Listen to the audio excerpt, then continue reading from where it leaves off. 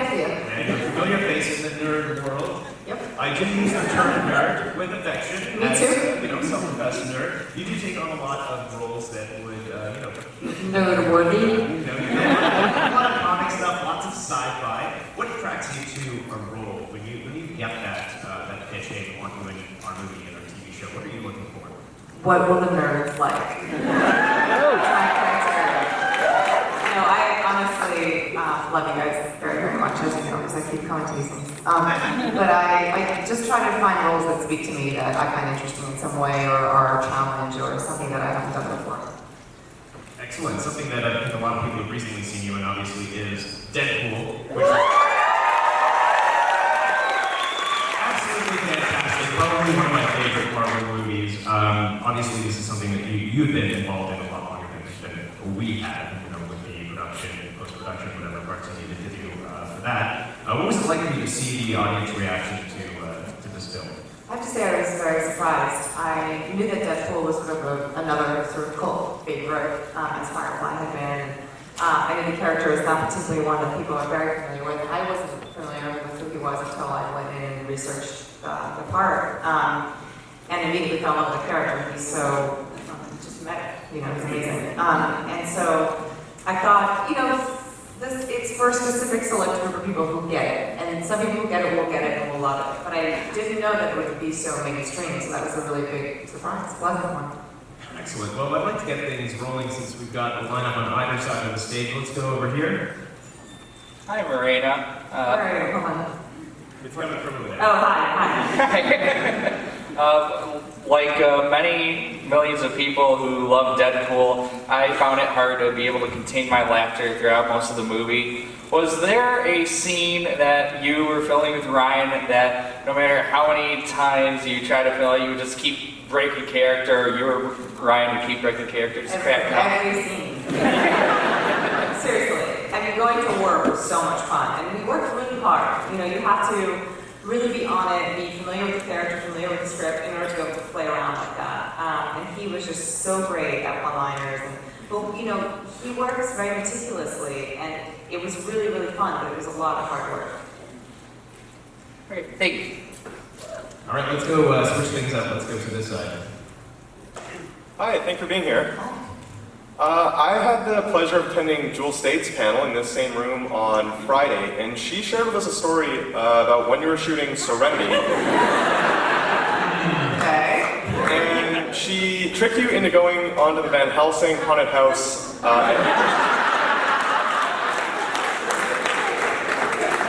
What I was hoping is if we could hear that story from your perspective, and if there are any other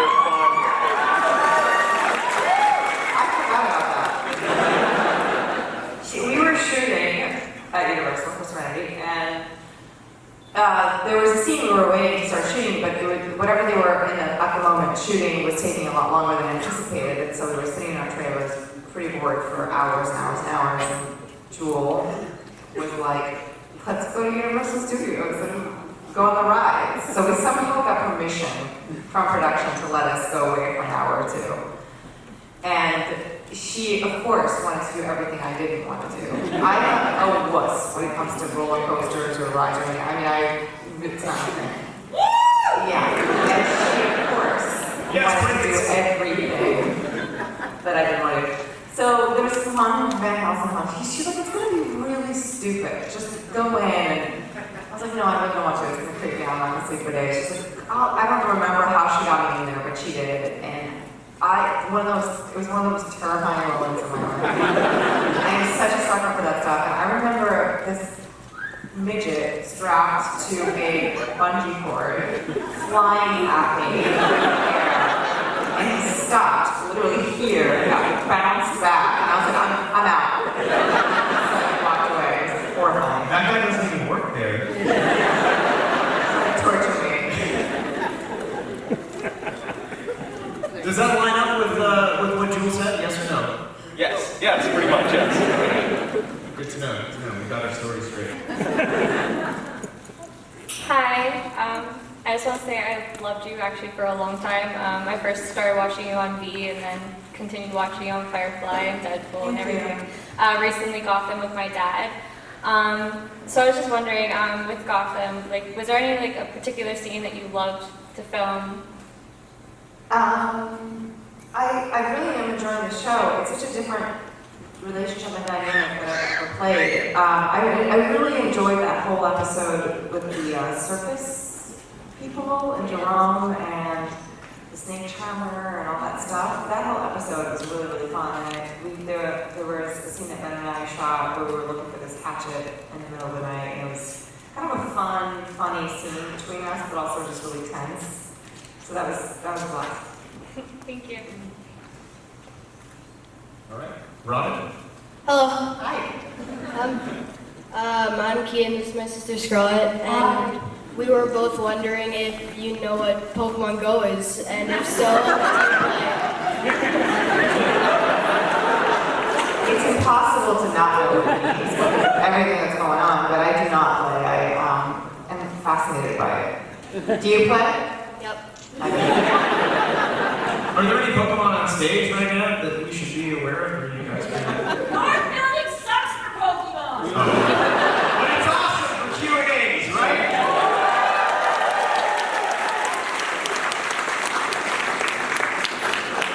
All right, this on this side. Hello. Hi. I asked Jewel State the same question, and I want to know your response. When you were filming Serenity, how did you feel when you learned that Wash was going to die? Oh, spoiler alert. We were all shocked and appalled. But you know, when it comes to Joss, people kind of die all the time. They come back all the time. But there was suddenly, like, when you're reading the script and you're reading, and you're like, oh. And then you're going, wait, who's next? And then you just keep reading, like, am I going to go next? Nobody ever felt safe. But we knew there was a possibility that, you know, were there sequels, that it's potentially, he wasn't going to really be gone.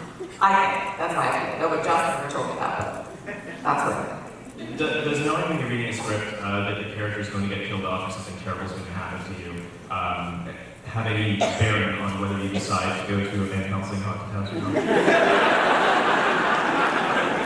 I never want to do one of those ever again. On this side of the stage. I love James Ready, and my fiance made me watch all the Firefly, so I'm a huge fan. He sounds horrible.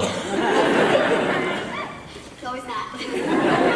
Anyway, after I watched the movie, I watched the series, I wanted to know how you felt. You never got to marry Nathan Fillion.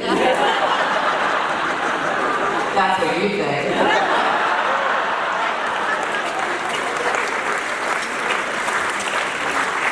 I love him. We're all very good friends, and you know, unfortunately, our story, our characters never really got fulfilled, but we all get to see each other quite a bit. It's really nice. I think there might be some Tumblr blogs devoted to that kind of stuff.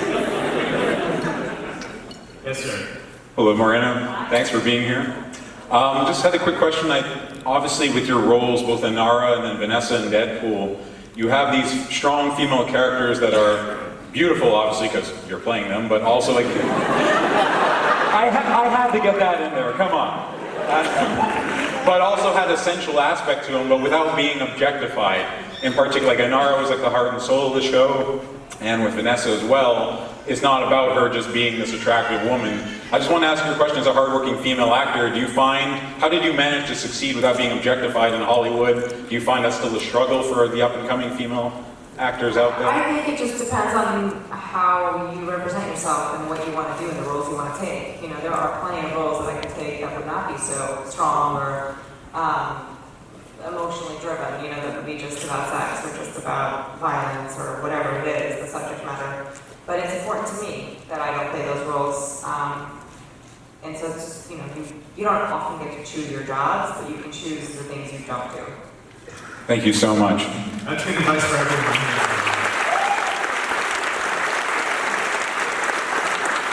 Hi. So you've been in so much sci-fi now. Is there a world that you've been a part of, a time that you just fell in love with? There are several. Firefly was a very, very special time for all of us. It was my first TV job, and it was a really, really special moment in my time. I feel similarly, about every job that I take, it has a special meaning. There are jobs that are just jobs, but the ones that you guys are fans of is because probably there's a lot of love put into it. Gotham is an amazing time.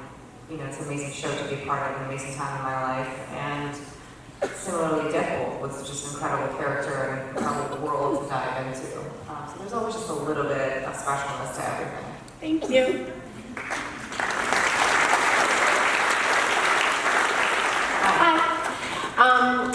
Love your work in Homeland, love.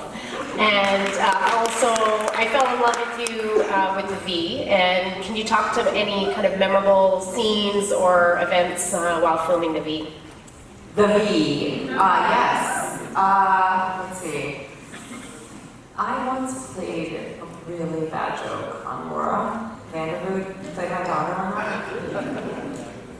Okay guys, this is kind of R-rated, so kids, earmuffs. We would get fan mail a lot on set, and we decided what if we would get some food lewd ones occasionally, which we just throw it out, whatever. This is not an encouragement, by the way. So Laura, who is so sweet and so, no offense, Canadian. In the whole wide world, wouldn't reply. I, being who I am, decided to play a prank on her. So mean of me. But anyway, I created a fake fan letter that had really bad things in it. But I won't tell you specifically what it was. And put it in an envelope and just wrote, like, I want to have your babies or something. And addressed it to her and put a stamp on it and did the whole thing. And had production deliver it, like, to her chair. And I just watched, and her reaction was just like, it was pretty awesome. Did she find out it was from you? Yeah, eventually I told her. I felt bad. She hasn't got me back yet, I'm still waiting. It's very Canadian of you to feel bad about her. There you go. Thanks. Hello. Hi. Big fan. I love you in Deadpool and Firefly. And I also got really excited when I saw you in Spy, which I watched the other night. Yeah, love that. So I have kind of a silly question. I asked Jewel and Alan the same question. If you were stuck on a desert island with anyone from the cast of Firefly, who would you want to be stuck with? Just one? I could be just one person? Just one. Alright. You tell me their answers after I tell you mine? They didn't really give me any straight answers. Fascinating. Then I won't either. No, honestly, that is a really hard question. It depends on what's going on. Like, what are the tools that we need on that island? What's the environment? Is it a desert island? Is it like an ice island? Like, what world Is it an ice cream island? Ice cream island. Like, what is it? If it was an ice cream island, I would not invite Jewel because she would eat it all. If it was a desert island, I might invite, Nathan or Alan because they're strong and they can build things and do things and get me stuff. If it was like a crocodile island, I would maybe take Summer and just feed her to the crocodile.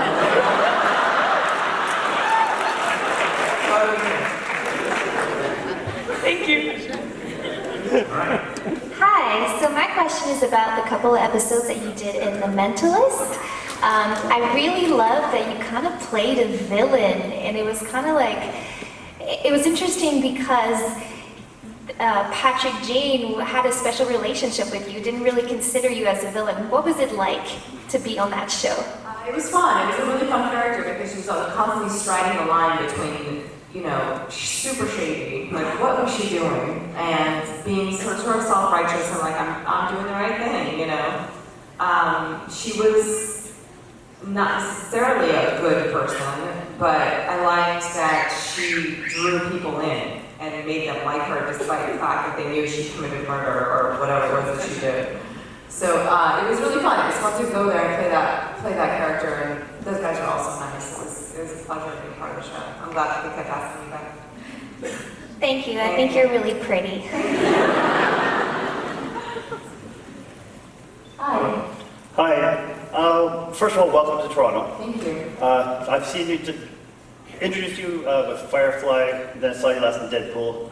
I wonder about Copycat. Are you signed for Copycat, and will that be next year's Harley Quinn? Oh. I honestly don't know what their intentions are for my character on Deadpool. It's got to be you. Well, okay, calm down. We are shooting a sequel at some point next year, I think, and I have been told, as of now, I am in it. I don't know how far they will take my character, so I don't know that I will get to do Copycat. I hope so, but Vanessa is in it. So. As far as I know, you could do the Copycat, and then someone else will stand in for the transformation. Got it. I'll let them know that. Hi. I was wondering, in the final fight in Serenity, everyone else had their blades and guns, Jane's grenades. How did you feel about having the bow? It seemed to me an elegant weapon for an elegant lady. You know, originally, that was just a bow and arrow. It was a plain bow and arrow, and then it turned into this CGI bow weapon that I could just shoot. So I did hours of archery training, and when we went to shoot it, I think I killed a few reavers with my arrow, a couple of arrows, and the camera guys were like all lined up. You know, they wanted a shot of like an arrow flying right to the camera, and so they were all lined up, and they all put up this massive protective plastic gear all over the camera, all over their faces. Like I looked out into a sea of like goggles and gear, and I was like, what are you guys trying to say? I was like, give me a mark, give me an X, and you put it on it. I hit that thing every time.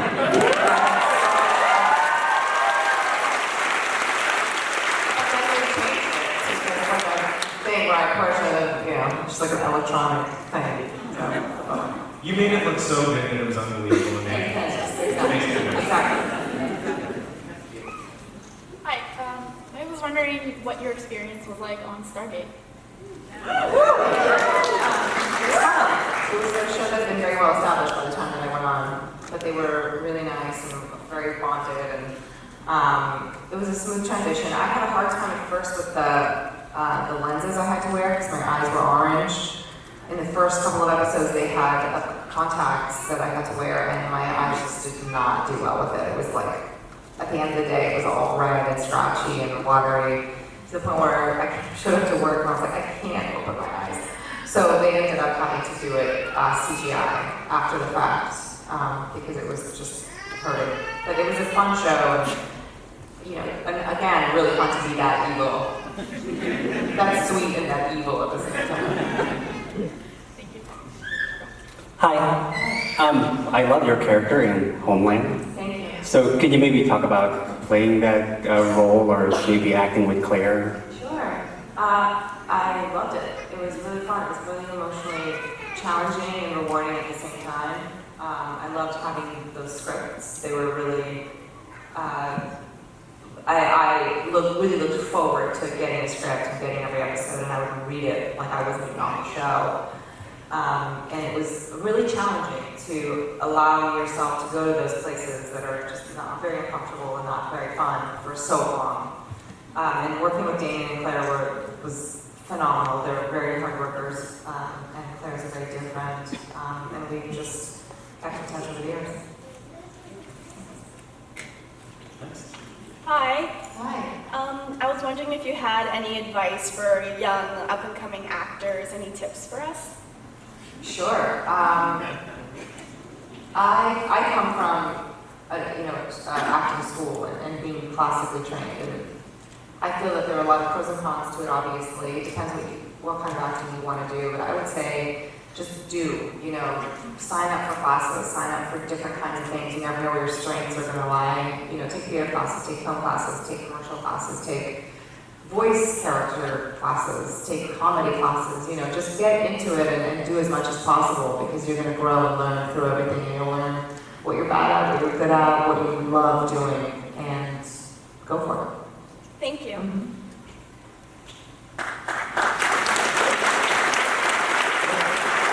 There's a lot of good schools for that in Toronto if you are local, by the way. Hi. So as you said, you do a lot of cons and fan expos and stuff like that, and as we all know, there can be some characters here. So I was wondering, what's your weirdest or funniest fan experience? We met backstage.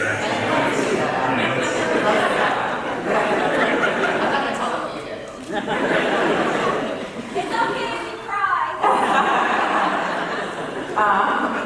I just say everybody is usually very nice. There's occasionally a few people you're like, okay, get out of here. Don't need to see you again. But since Deadpool coming out, I've had quite a lot of rain pop proposals. That's been fun. But yeah, that's probably the funniest thing that's happened lately.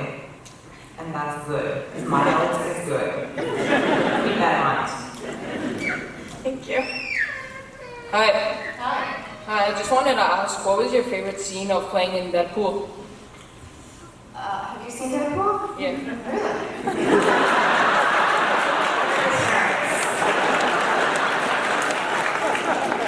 My favorite scene.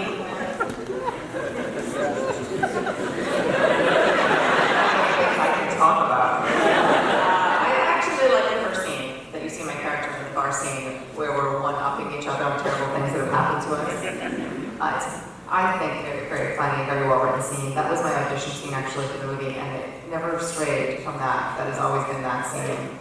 And occasionally at the very end, Ryan would make up bizarre, crazy things to say. And when I'm laughing at him, that's when I'm genuinely cracking up. Thank you.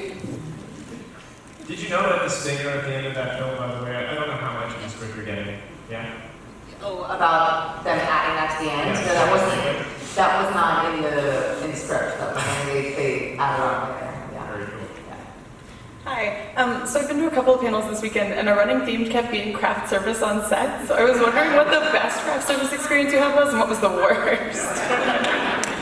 You know, it's just different every day. But yeah, you're like working somewhere for like 14, 15 hours. You're like, it's sort of like the fridge at home when you're home all day. You just are constantly going there, even though you're not even hungry. It's just something to do, right? At some point, it's a place where people stand and talk and socialize.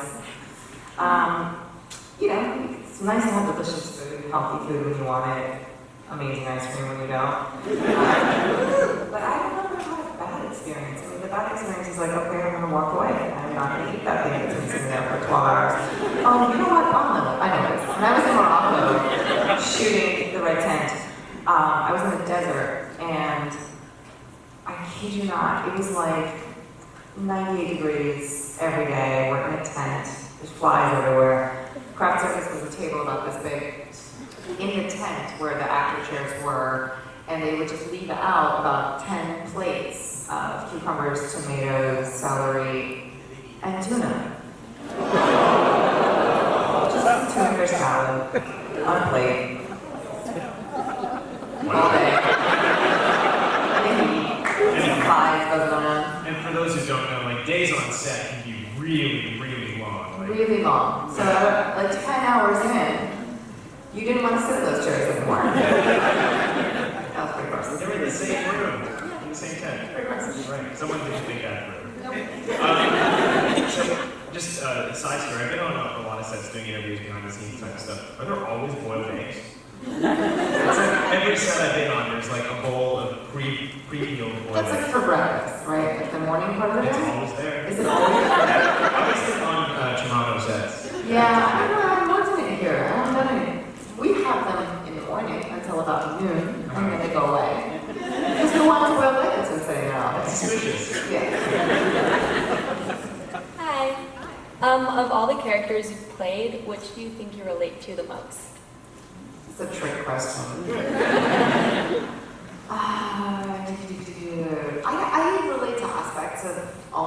that I play. I think otherwise I wouldn't be able to play them if I couldn't understand them or have a way in to them. Take that with a grain of salt, because when I think of characters like, you know, how are the Ori, what's her face, Adria, or, you know, Anna and V, I'm like, maybe I don't want to say that. But there are aspects of those characters that you could rationalize as being parts of me, I guess. Yeah. Thank you. All right, thanks for being here. From what I've heard, last minute with shooting Deadpool, Fox slashed the budget. Did this cause any flashbacks to Firefly? And can you describe the sort of sense on set of everyone trying to pull together to make the movie happen? To be honest, I'm not familiar with that. I didn't have that experience. Maybe it's something that happened right before we started shooting, because we pretty much knew what we were doing at the time that the movie gets going, and you have a budget that you need to do the things that you need to do. They definitely, it's a small budget for the kind of movie that it is, and they did miracles with the money. It looks amazing. But hopefully our second one will have a bigger budget. I didn't feel it because it was, what I loved about it was that it felt like a small movie. So when we were shooting it, it felt like it was more about the humor, more about the script, more about, less about just the action, just the big, huge fight scenes, which there were plenty of. But it was, I felt it was more creative than your typical superhero movie. So maybe Thank you. Hi. I was wondering that most recently, a lot of conversations about sex work and sex workers have come into public discourse, and I wondered what your thoughts about Inara's character and the respect that she was given really started that conversation, and what you thought of that. I think Joss did a great job creating that world. And what was super interesting to me about that character in that world was that she was the only one on that ship who did something honest for a living.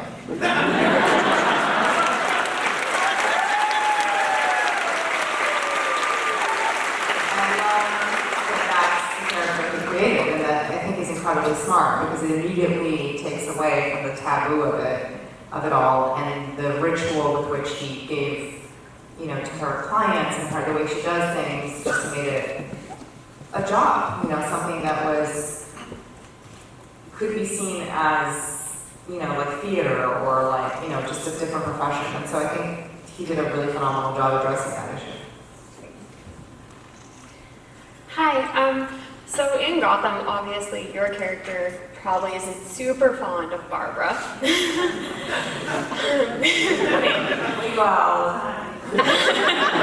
And I was just wondering what it was like filming that scene in Arkham when she's in the coma and you sort of have that moment with her, if there's anything that was running through your head. Funny enough, that scene was written with me just walking over to her and slapping her. I was wondering. And for some reason, the day of, they decided it was too much. Oh. And they thought I should just, grab her face and say bitch or whatever it was. But I walked over, I slapped her, and I said bitch. And I was like, can we just do one take? One time? And they're like, yeah, we'll do it at the end. And then we never did it. And I think personally it would have been a lot better if that happened. I would have enjoyed it. I'm still waiting for it. I do slap somebody this season. They'll have to wait and see.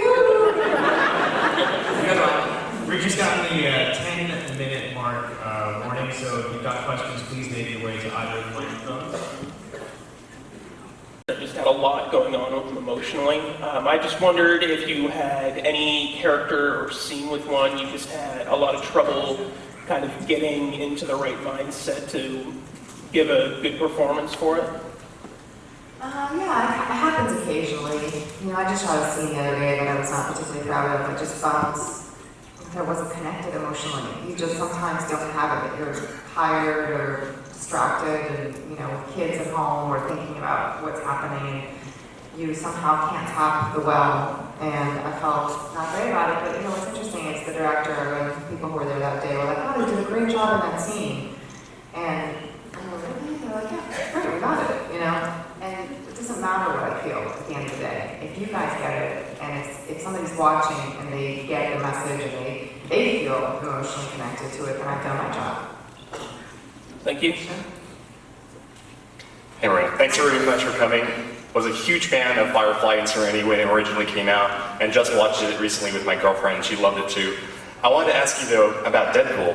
With the success of an R-rated comedy like that, do you think that there will be a bigger impact on Hollywood in general and bringing those types of films to the public? Absolutely, I think it's already started. You know, there's this buzz going around, like, why is Deadpool so successful? What have they done that we haven't done? And ironically, everybody's trying to come up with the formula. You know, how do we do that again? When there was no formula. The reason why it works is because it makes fun of itself. It is honest, it's in your face, it's not trying to be precious or, you know, trick you into feeling something. Like it just is, it's there, it's truthful. And a big reason why it works is on stage right now too.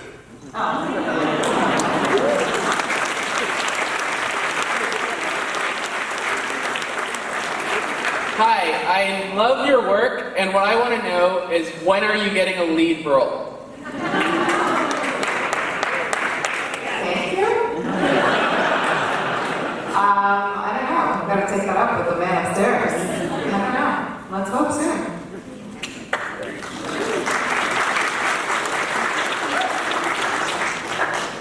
G'day.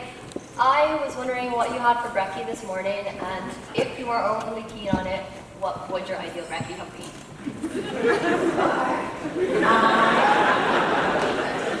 I had a yogurt parfait from Starbucks. It's a little too sweet for my taste. My ideal, I like avocado toast with a soft boiled egg on top. Yes! There's nothing better than avocado toast. So good. Okay, thank you. I had two breakfasts, but I know she didn't ask me, but I'm just a breakfast enthusiast. It's the best meal of the day. I can have it all day long. When you filmed Deadpool, what? Okay, your parents out there, stop sending their kids to Deadpool. When he took off the mask in the movie, was that your first time actually seeing his face in the movie? Well, the first thing I saw was that huge Aquaman face. That was pretty funny. It was not my personally first time seeing it.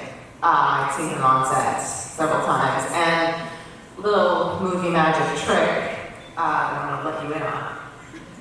The mask, the Deadpool mask, could not be put over that, what I call pizza face, because it would ruin the prosthetics and it would get pulled off. So we had to shoot that scene, that very last scene in the movie, over 2 days, which was a little tough. So we did the first half where he's in the mask, up to me pulling the mask off. And then the next day we came back, he put on that prosthetic, which took about 5 or 7 hours to do. And then he put the mask sort of halfway on, like just hold it there, and I did the movement of taking it off. And then we did the rest of the scene.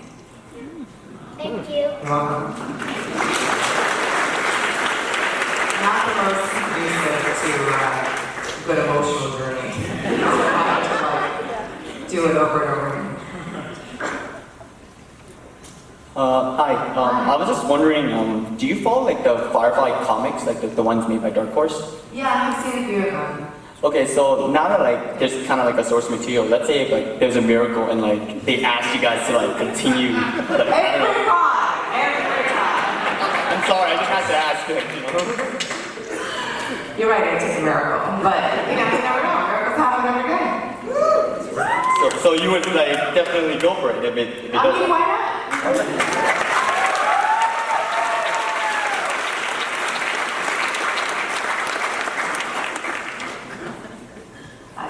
Hi, Morena, big fan. I was wondering, for Firefly related, what's your favorite associated paraphernalia with Firefly that's been produced, toy-wise or game-wise or role-playing-wise? Because I personally have, one of my favorites is the Firefly role-playing game, and I hope to one day soon run a game of that at Gen Con maybe. So I was wondering what your personal favorite is, toy-wise or associated. Yeah, is that the role-playing game? That's that big book. Yeah, the big book, a lot of words. I love that. Yeah, a lot of words. Intimidating. I love that book. It's so beautifully done. And I think it's really fun because you get to get immersed into our quote-unquote lives in Firefly. So that's, I think, really fun for everyone.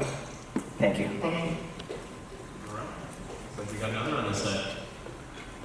Hi. Hi. I was wondering, are there any roles that you were reluctant to take? Reluctant to take.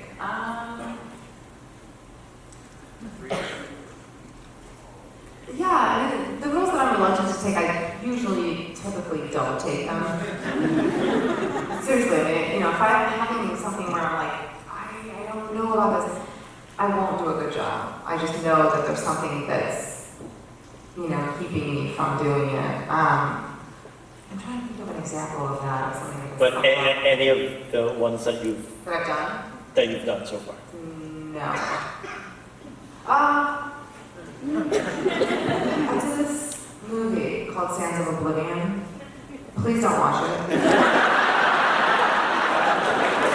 I was reluctant to it was a patient, but Adam was in it too, out of all of it. No, you don't. You really don't. The telephone was really bad. I'm still talking about it, but... Thank you. You've done a lot of both television, series television, and then film work.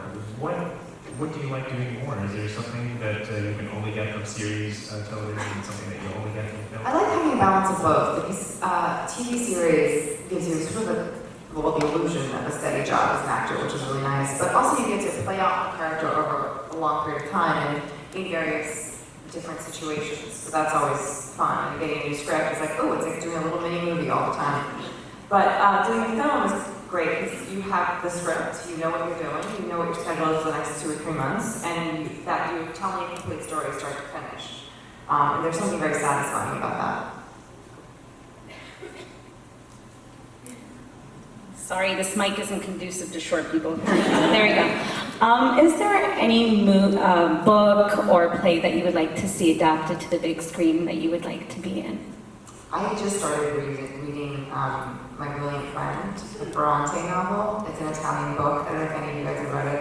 It is unbelievable. It's a 4-book not trilogy, because it's 4. It's a 4-book, whatever that's called. Saga. Epic tale. It's beautiful, so I would love to see that. Thank you. We have time for just one more question, I'm afraid. All the questions have been amazing. You over here?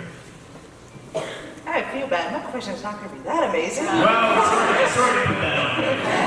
No I was wondering, because I visited Kate Mulroney, and she had a very funny story of the things she took from the Star Trek set.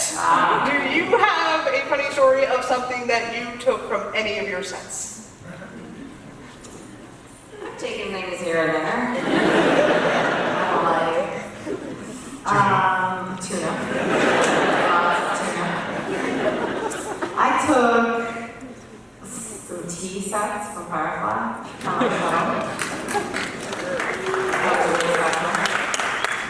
There was a kimono I really wanted, but I didn't get it. The auction was off, so if anybody's got it, it's a blue one. I've taken some nice wardrobe pieces from shows that I feel like I need to own those heels. They need to come home with me. I took Vanessa's boots. Thank you. They make it for you. I mean, who else is going to wear it? All right, everyone, thank you so much. Thank you very much.